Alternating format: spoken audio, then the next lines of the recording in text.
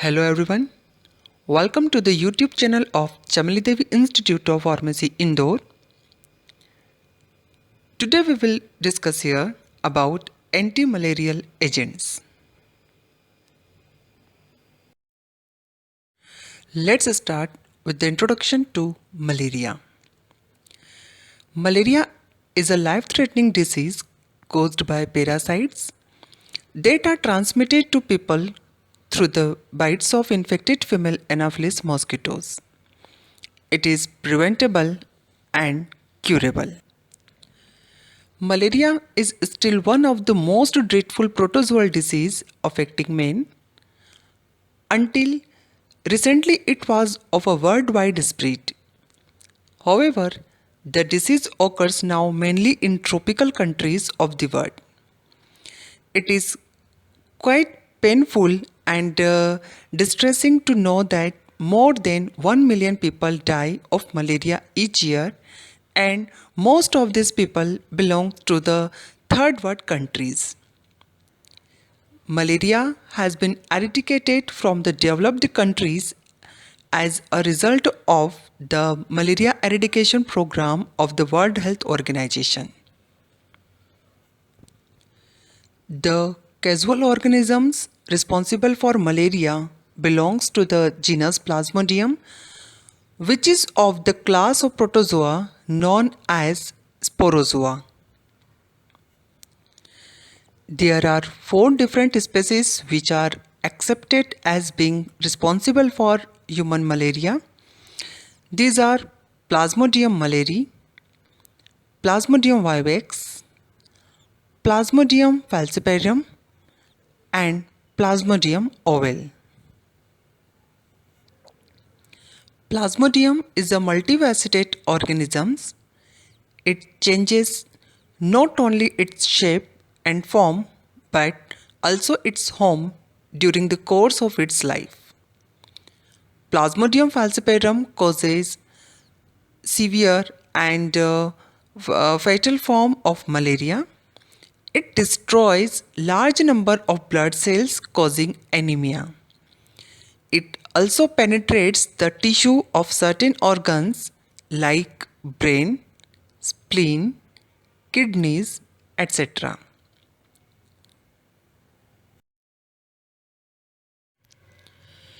In actual practice, there are 3 well recognized and predominant manners to control malaria, that is elimination of vector, drug therapy, and vaccination.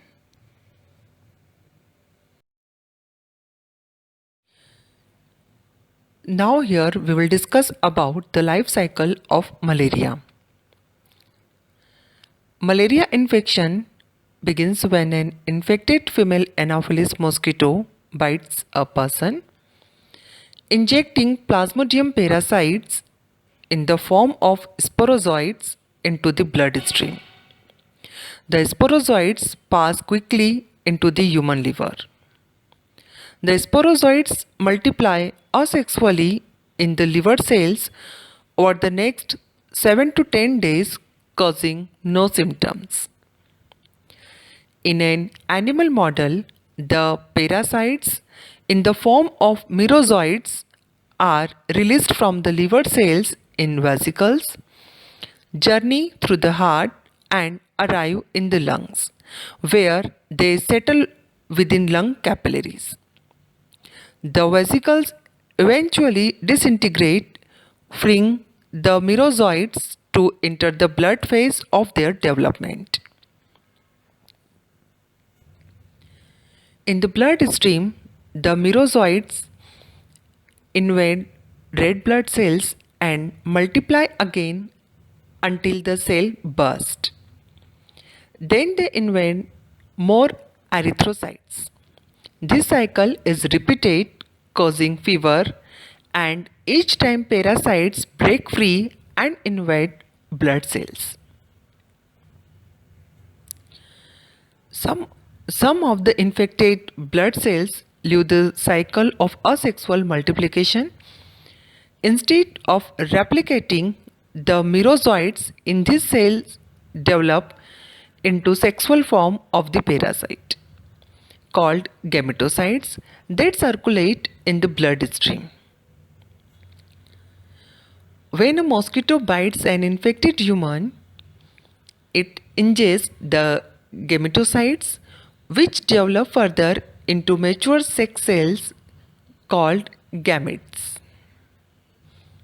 The fertilized female gametes develop into actively moving oocytes that burrow through the mosquito's midgut wall and form oocytes on the exterior surface.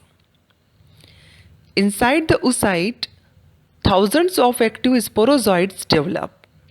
The oocytes eventually burst, releasing sporozoites into the body cavity that travel to mosquito salivary gland. The cycle of human infection begins again when the mosquito bites another person. Now here we will see the symptoms of malaria. In the early stages, malaria symptoms are sometimes similar to those of many other infections caused by bacteria, virus, or parasites. It can start with flu-like symptoms.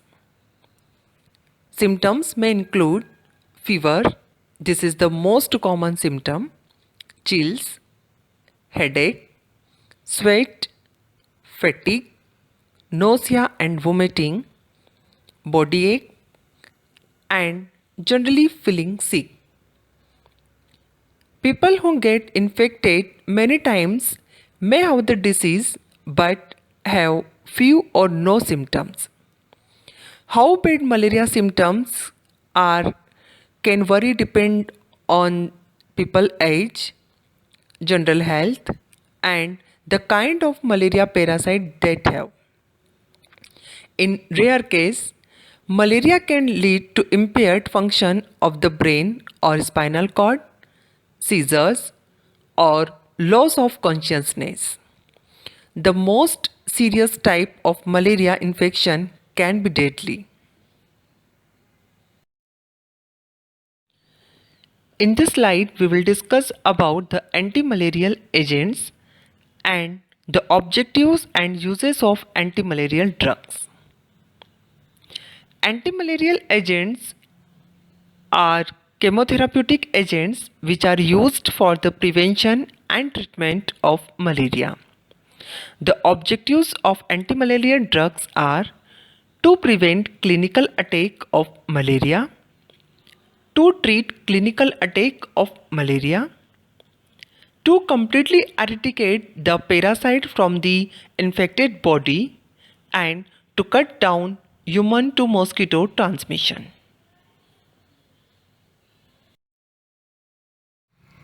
Classification of antimalarial drugs. So here the antimalarial drugs are classified into various categories. The first category is 4-aminoquinolines. Examples are chloroquine, amidoquine, and piperaquine. Second category is quinoline methanol. Example is mefloquine. Third category is cinchona alkaloid. Examples are quinine and quinidine. Fourth one is biguanide. Example is proguanil. Fifth category is diaminopyrimidine. Example pyrimethamine. Next category is 8-aminoquinoline. Example primaquine. Next category is sulfonamide. Examples are sulfadoxine, sulfamethoxyrazine. Next category is antibiotics. Examples are doxycycline and clindamycin. Next category is ceftaripine lactone. Example are artesunate and arteroline. Next category is amino alcohol. Example lumefantrine. And the last category is Naphthoquinone, example atovaquone. Now here we will discuss the chemistry of antimalarial agent, that is chloroquine. You can see here the structure of chloroquine. It contains quinoline as heterocycle and chloro group is attached at C7 position. The amino group at C4 is substituted by 4-dimethylamino 1-methyl-butyl group. Thus, the chemical name of chloroquine is written as 7-chloro-4,4-diethylamino 1-methyl-butylamino quinoline. Its molecular formula is C18H26Cl and the molecular weight is 319.9 gram per mole. The property of chloroquine is it is available as white crystalline powder and it is odorless. It has bitter taste and it may discolored when exposed to light. It is very slightly soluble in water but freely soluble in organic solvents like chloroform, ether, and it may also be soluble in dilute acids. The melting point of chloroquine is 87 to 92 degrees Celsius. The stability and storage of chloroquine is it is discolored in the presence of sunlight. That's why it should be stored in well closed and light resistant containers. Now here we will see the mechanism of action of chloroquine. Chloroquine become concentrated in parasite food vacuoles, preventing the polymerization of the hemoglobin product heme into hemozoin and thus eliciting parasite toxicity due to the buildup of heme. It is not active against liver stage parasites. Malaria parasites have a limited ability to synthesize amino acids and rely upon amino acids obtained by the breakdown of host hemoglobin molecule in digestive vacuoles. Degradation of hemoglobin release both amino acids as well as a toxic heme metabolite ferriprotophyrin, which is normally detoxified by the pH dependent polymerization to an unreactive malarial pigment named hemozoin. When polymerization of ferriprotopropyrin is inhibited, it's increased the concentration in the parasite's food vacuole will cause oxidative damage to membranes and death of the parasite. Here we will see the medical uses of chloroquine. Chloroquine has been used in the treatment and prevention of malaria from Plasmodium vivax, Plasmodium ovale and Plasmodium malariae. It is generally not used for Plasmodium falciparum as there is a widespread resistance to it. Chloroquine has been extensively used in mass drug administration, which may have contributed to the emergency and spread of resistance. It may also be used in the treatment of amoebic liver abscess, and as it mildly suppresses the immune system, chloroquine is used in some autoimmune disorders such as rheumatoid arthritis, and it also being studied to treat COVID-19. Thank you for watching this video.